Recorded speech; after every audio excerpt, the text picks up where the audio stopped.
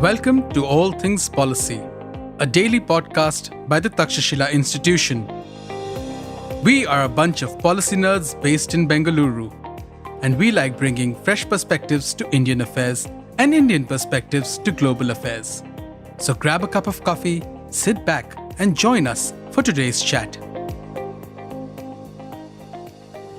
Hi everyone, welcome to this episode of All Things Policy. I'm Anusri Suresh, Research Associate at the Takshashila Institution, and I have with me today Vanshika Saraf, Research Analyst with the Takshashila's Indo-Pacific team, to discuss the role of rupee beyond India, maybe. So we'll be talking about the regionalization of the rupee, and we'll try to explore a lot of things. So I think before we get into the discussion, we are at a very interesting point in history today, right, Vanshika? So while this podcast is being recorded, we have already signed a trade deal with EU, and we had the 2026 budget being presented, and we also announced the India-US trade deal. So like a lot of interesting things are happening, and most of these things are really good, right? Despite the geo-economic world order being having turned uncomfortably for the past year, and one could just hope that India and hopefully other countries too are looking out for opportunity windows in these times, and that's also the context of today's discussion: how we look at rupee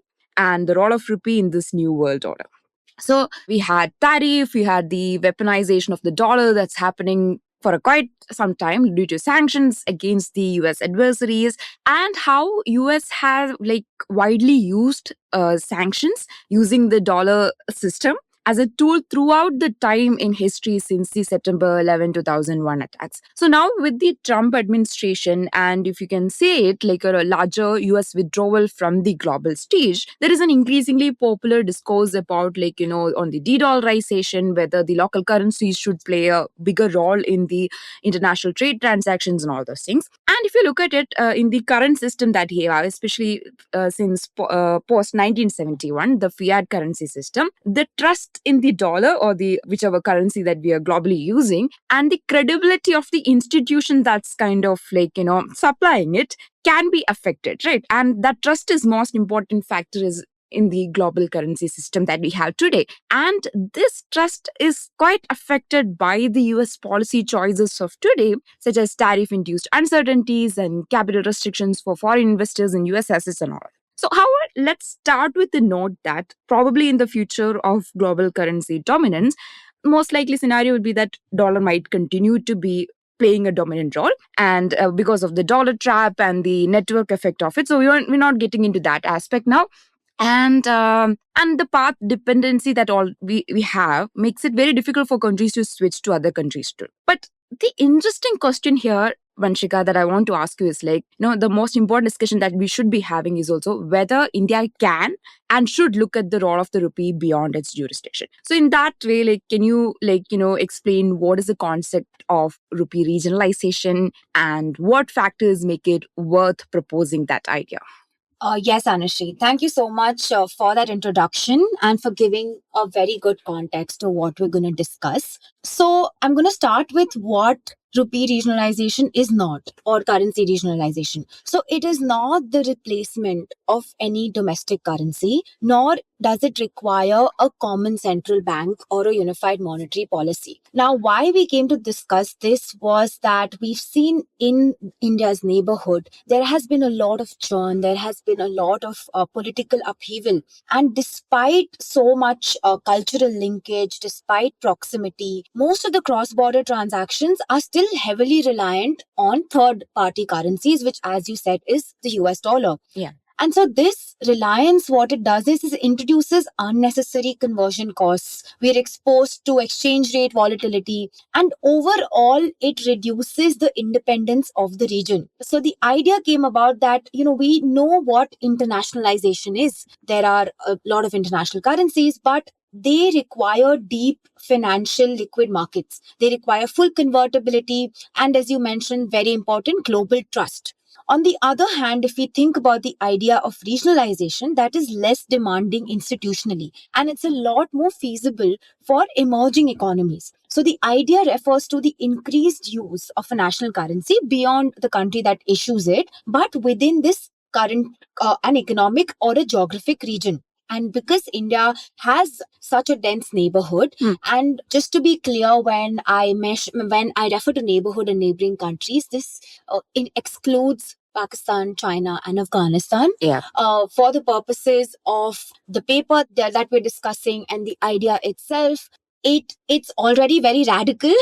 So to think of these countries joining is absolutely a no-no. Yeah. Obviously, China Political itself- feasibility and looking at all the real politic that we are looking at. Absolutely. So that's basically the idea of what regionalization of the Indian currency is. And if we see already, the Indian rupee enjoys some sort of partial acceptance in countries like Nepal, in Bhutan. So, why not increase that? And as you had asked, so rupee regionalization will be different from other concepts that we know related to currency. For example, a currency union, right? A union involves the adoption of a single shared currency. And typically, there's also a common central bank. For example, what we see in the use of euro. And apart from that, there are several other arrangements as well. For example, some countries use franc. So there are CFA franc zones in Africa. And obviously, there are some Latin American countries which are partially dollarized.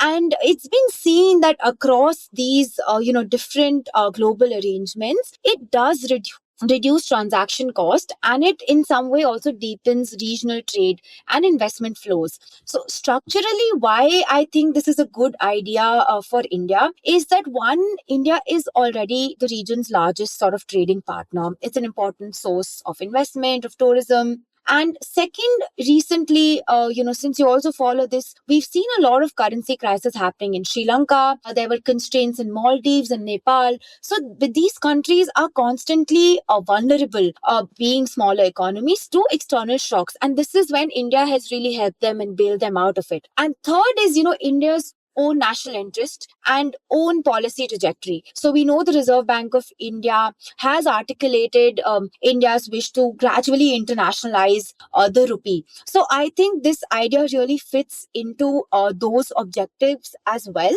And instead of creating something extremely new and alternative, we are sort of replacing and upgrading existing multilateral frameworks. That's very interesting. And I'm wondering, what is the rationale behind it? In the sense, going back to the geoeconomic uncertainty that we discussed and, the change in the geoeconomic order in the general sense, to what extent does this growing uncertainty about the reliability of the US dollar kind of strengthen the case for such an initiative that you spoke of?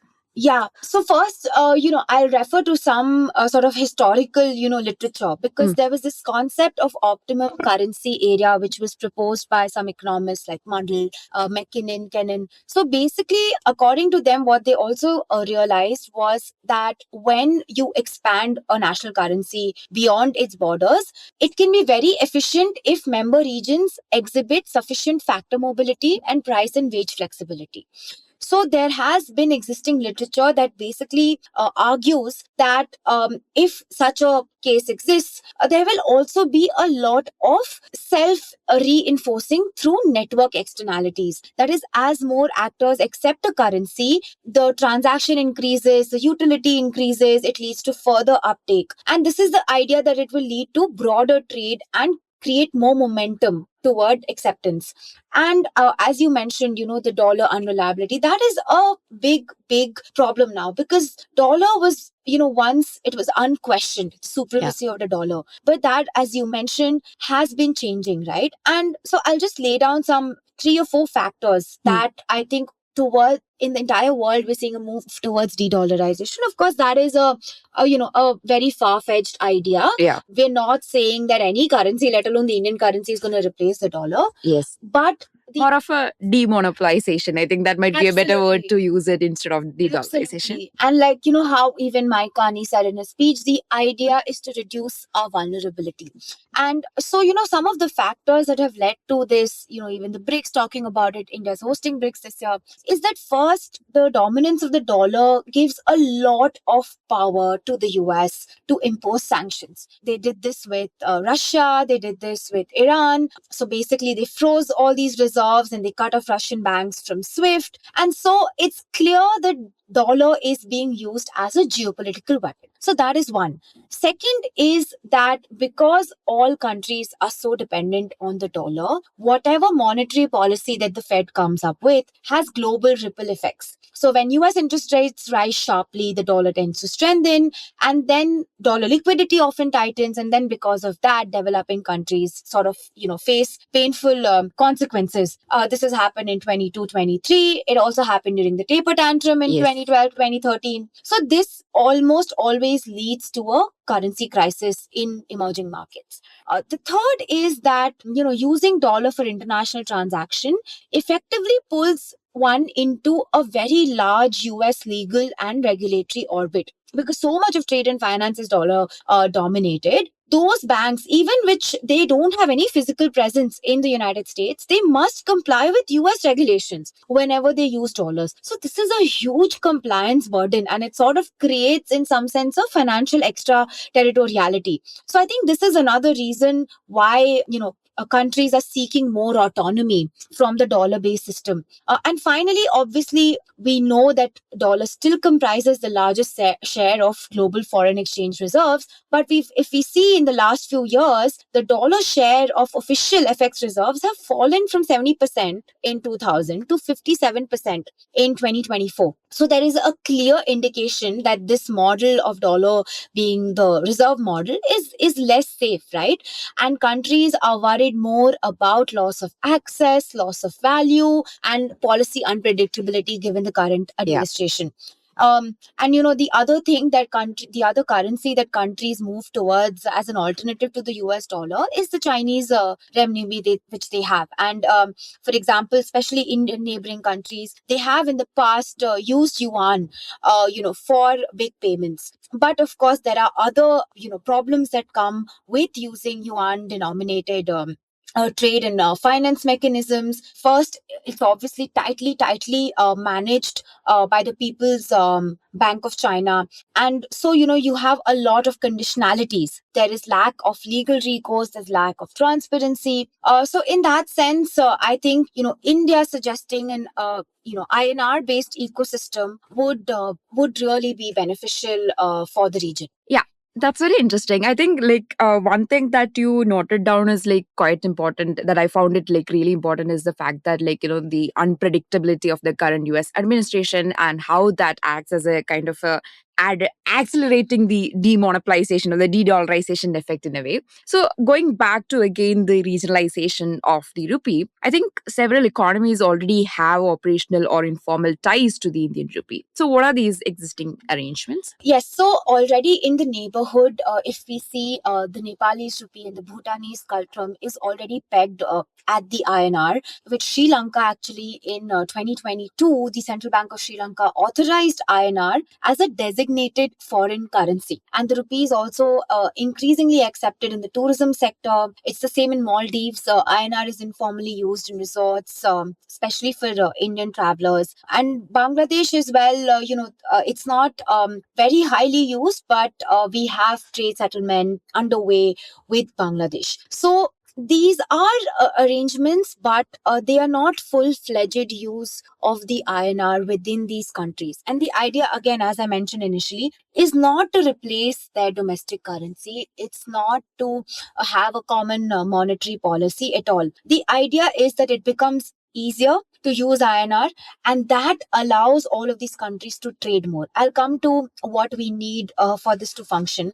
But something, that is also, why the attractiveness of using the INR is important is because, as I mentioned, Sri Lanka had a major sovereign debt crisis in 2022. Maldives regularly experiences balance of payment pressure due to high import dependence and seasonality of tourism. Similarly, we've seen Nepal and Bhutan already benefit from stable, rupee pegs, which sort of insulates them also to a certain extent from USD volatility. And in Bangladesh, also dollar reserves fell sharply, during COVID because of rising import bills, because of global commodity price shocks. So I think given that, these are the sort of chronic problems that the neighboring countries face, this, regionalization of the rupee actually, makes a lot of sense. Yeah. I think the next obvious question is Yeah. then the institutional prerequisites that we need that Yeah. necessary for the effective implementation of this, right? Yeah. Could you So, please? so I'll broadly divide this, into necessary conditions and sufficient conditions. Okay. So there are two necessary conditions, and this is from a technical standpoint. So one is obviously currency swap arrangements, which we already have to a certain level, but not so entrenched. So bilateral currency swap agreements, and the second is convertibility of the Yes. Indian rupee. Right? I can discuss that a bit later. But the other are the two which I would call sufficient conditions, and this would be the economic enabler of the strategy. And the first is definitely a free trade area. Yeah. And the other is cross-border payment integration, which again we've actually made a bit more progress towards. So let's start with talking about the idea of the free trade area, because we've done it before. Everyone knows it's good. We tried it with the SAFTA, but because of political issues, it didn't really materialize. But that does not mean that we still do not have enough incentive to actually think of this. And we have a lot of examples where we've seen that trade liberalization in several regions have led to much better benefits and greater market access, right? So, for example, we've seen that in the ASEAN free trade area. We have seen that in Africa as well with the African continental free trade area. After the creation of that, trade increased in both these regions. And so I think it's important that we realize that in India, despite, so much, as I mentioned, proximity, there are very high tariffs, there's poor connectivity, Yes. there's constantly, political friction. So I think having this free trade area will, first of all, just create transactional depth that will lead to sustained, INR usage. The second, as I mentioned, bilateral currency swap agreements. So these are agreements between central banks of participating economies, and what it allows is you provide liquidity directly without the need for a conversion via a US dollar. So I think this itself is really important because it will, allow these countries to constantly maintain a large reserve of INR, and it will provide them support during any liquidity crisis. We've seen, precedents such as the Chiang Mai initiative in East Asia, which actually used this, coordinated policy response when there was the shock. Third, as I mentioned, is cross-border payment integration. So with UPI, we've seen India sort of promoting UPI, and this allows partner countries for instant settlement of even if it's a small value transaction, right? For whether that's tourism, whether that's remittance, and especially for small SMEs, right? SMEs are, I think, one area where we're also trying to increase our investment. Yes. But SMEs, I think, can be a real sort of connection between India and its neighboring countries. And this already we see a lot of UPI transactions happening between Bhutan and Nepal, but it makes sense to scale it to other countries as well. And the fourth point was obviously on full capital and current account convertibility. Now we have the Foreign Exchange Management Act, so according to that there are certain things that's permitted, certain things that's prohibited. But if we have this, the idea is that rupee can be freely exchanged, right, for trade, for services, for all transactions. But currently there are a lot of restrictions for especially capital and investment flows. And I think this sort of, creates some sort of restriction and sort of block in the mind of, investors.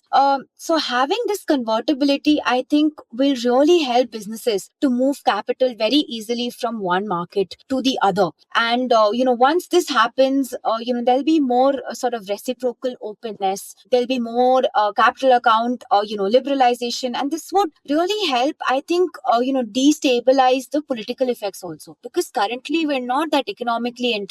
So it's very easy to use, political capital to change things. But once the private sector is very involved, I think you can surpass all the political differences.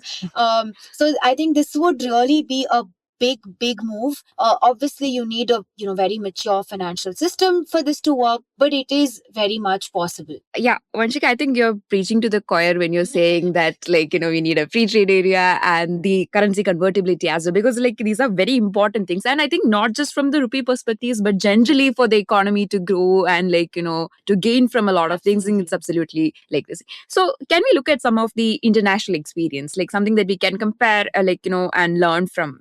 When I was looking at this, I was trying to find if there is any sort of arrangement like this, that already exists.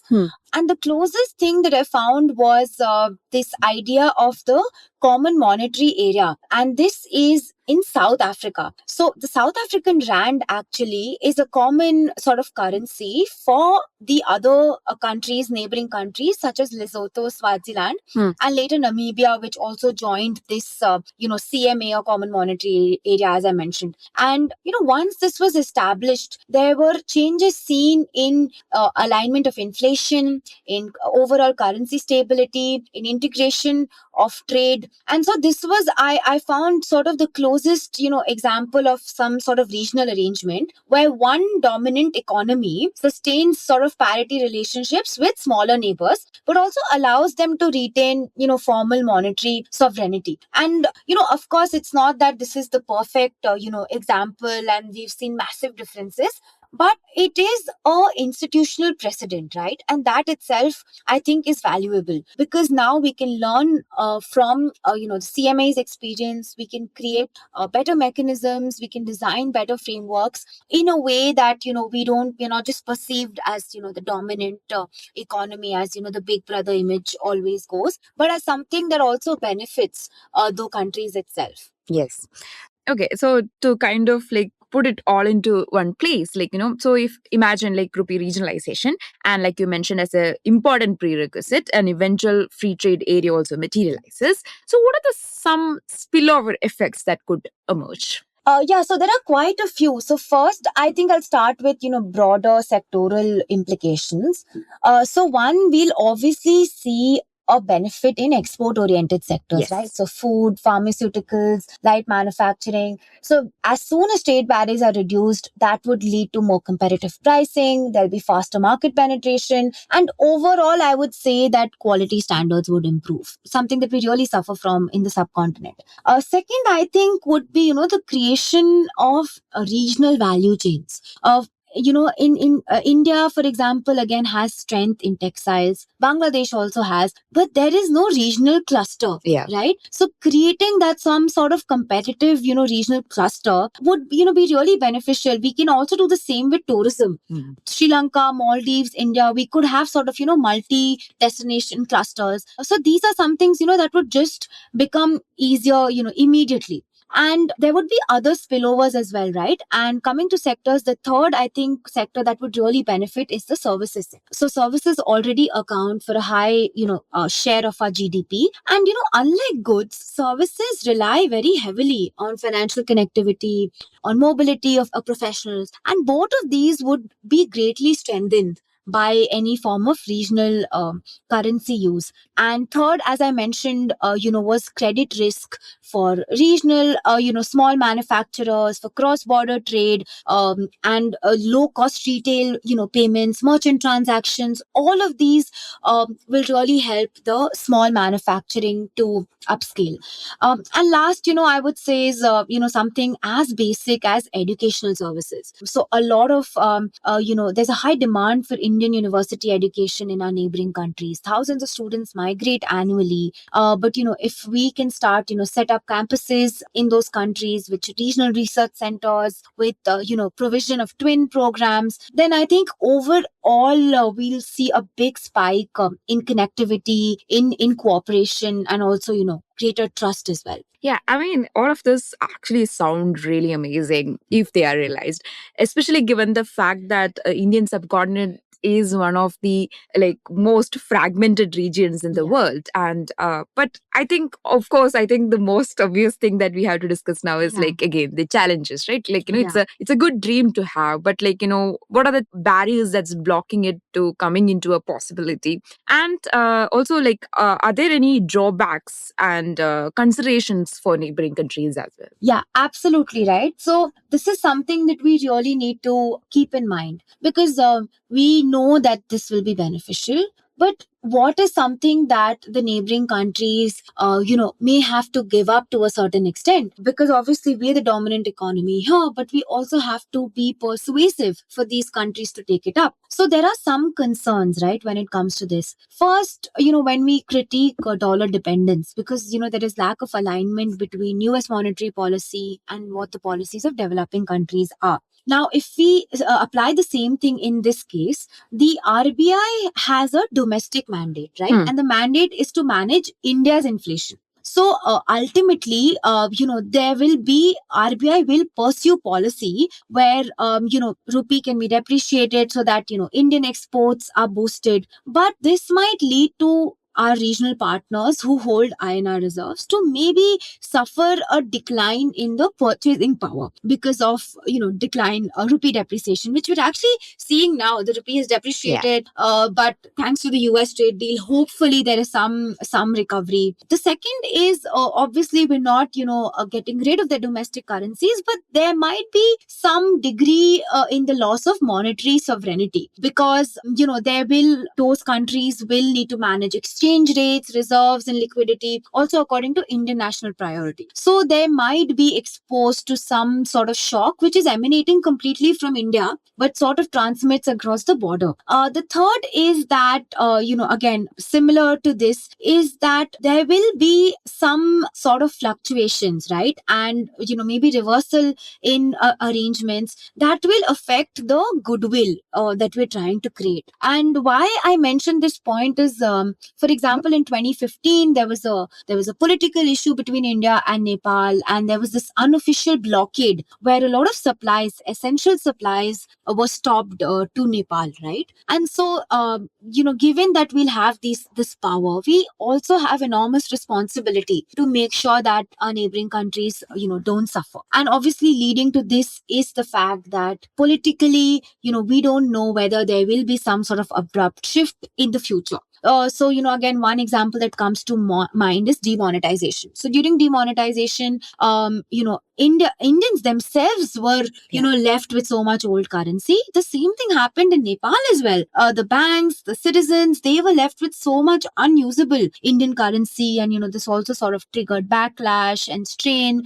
So I think this had some sort of, consequence on the trust issue. So given that we're proposing this, it's extremely important to build that foundation of trust. And it is possible to do that if, we really realize the potential that this sort of proposal has. I think this is very interesting. I think despite all these challenges that exist, right now I feel like India might have an opportune window to look at it, and I think that's why this conversation is quite relevant today, because looking at the geopolitical uncertainties and geoeconomic shifts in terms of the order and the world that we knew, I think this is a quite interesting part in history where we can actually start working our trade relations with our neighboring countries in a way that eventually it builds into something like this, hopefully. Yes, it was really wonderful to have you, Vanshika, and it was a really wonderful conversation. Thank you so much for joining. Thank you, Anushree. If you liked our show, dive into Takshashila's research on technology, strategy, and economic affairs. Check us out at our Twitter handle @TakshashilaINST or our website takshashila.org.in.